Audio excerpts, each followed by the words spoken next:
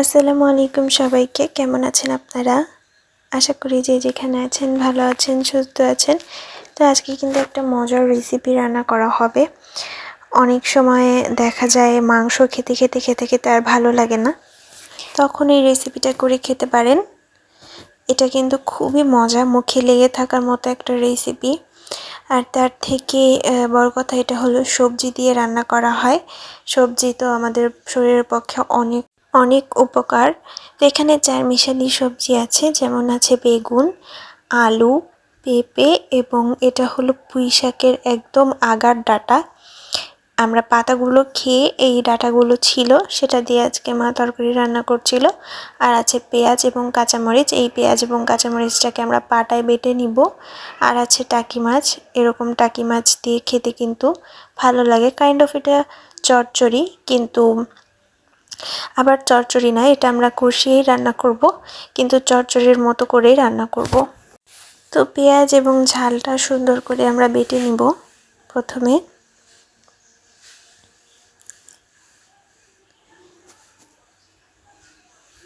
পেঁয়াজ এবং ঝালটা সুন্দর করে বেটে নিয়ে তারপরে আমরা এটা মশলা ইউজ করব। আজকে পেঁয়াজ এবং ঝাল বাটা দিয়ে রান্না করব।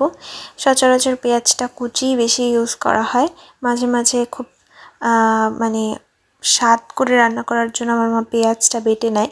পেঁয়াজ বেটে তরকারি রান্না করলে কিন্তু অন্যরকম একটা স্বাদ হয়। আর পাটায় বাটা মশলা কিন্তু একটা অন্যরকমই জিনিস। তো আমরা পেঁয়াজ এবং কাঁচামরিচ বাটার মধ্যে দিয়ে দিলাম রসুন বাটা, জিরা গুঁড়া, তারপরে দিয়ে দিয়েছি লবণ, তারপরে দিয়ে দিয়েছি হলুদ, তারপরে দিয়ে দিয়েছি অল্প একটু মরিচের গুঁড়া।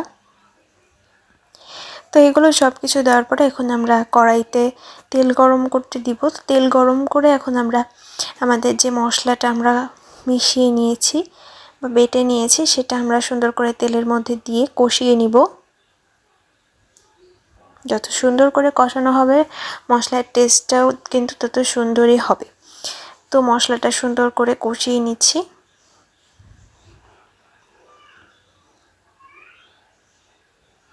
এবার আমরা মশলাটা কষানোর পরে মাছগুলা দিয়ে দিব। মাছগুলা দিয়ে সুন্দর করে মাছটা কষিয়ে উঠিয়ে রাখবো। যদি মাছটা কষিয়ে উঠিয়ে না রাখি তাহলে কিন্তু মাছটা ভেঙে চুরে শেষ হয়ে যাবে। তো যার কারণে আমরা মাছটা কষিয়ে উঠিয়ে রাখবো।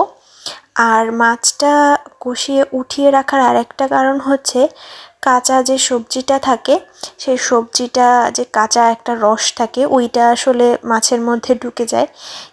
মাছটা যখন আমরা কষিয়ে উঠিয়ে রাখবো মাছের মধ্যে ভাজা মশলাটা চলে যাবে এবং সবজিটা যখন সুন্দর করে কষে যাবে তখন আমরা মাছটা যখন দিব তরকারির মধ্যে তখন স্বাদটা একদম অন্যরকম হবে। তো একে একে আমরা মশলার মধ্যে আমাদের সবজিগুলো আমরা দিয়ে দিলাম, দিয়ে সুন্দর করে কষালাম। তো বেগুন যেহেতু খুব নরম একটা সবজি তাড়াতাড়ি সিদ্ধ হয়ে যায়, তো সেহেতু বেগুনটা আমরা একটু পরেই দিব। আগে আমরা দিয়ে দিলাম আলু, পেঁপে এবং সেই পুঁইশাকের যে ডাঁটটা। তো আমরা আবার মাঝখানে দেখে নিলাম, আমরা মাছটা তুলে রেখেছিলাম মশলা থেকে, সেই মাছটা আমরা দেখিয়ে নিলাম। এরপর সবজির মধ্যে একটু পানি দিয়ে ঢেকে দিয়েছিলাম, ঢাকনাটা উঠিয়ে আবার একটু নাড়াচাড়া করে নিলাম। পানিটা শুকিয়ে গেছে অলমোস্ট। তো সুন্দর করে আরও একটু নাড়াচাড়া করে অল্প একটু সরিষার তেল ইউজ করলাম যাতে ফ্লেভারটা ভালো আসে এবং সরিষার একটা ঘ্রাণ আসে, ভালো লাগে খেতে। তো সুন্দর করে নাড়াচাড়া করে আমি এটাকে একদম কষিয়ে নিব। তারপরে আমি পরিমাণ মতো পানি দিয়ে দিলাম।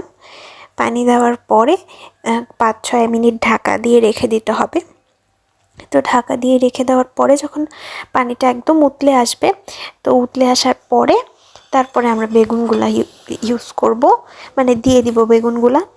তো পানিটা একদম ফুটে এসেছে, এই মুহূর্তে আমি বেগুনগুলা দিয়ে দিলাম।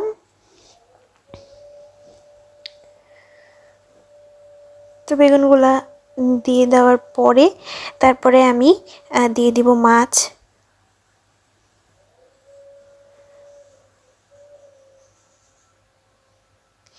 তো মাছগুলো এখন দিয়ে সুন্দর করে নাড়িয়ে চাড়িয়ে পর্যাপ্ত পরিমাণে এই যে ঝোলটা টেনে যাওয়ার পরে তারপরে আমাদের রান্নাটা একদম ডান।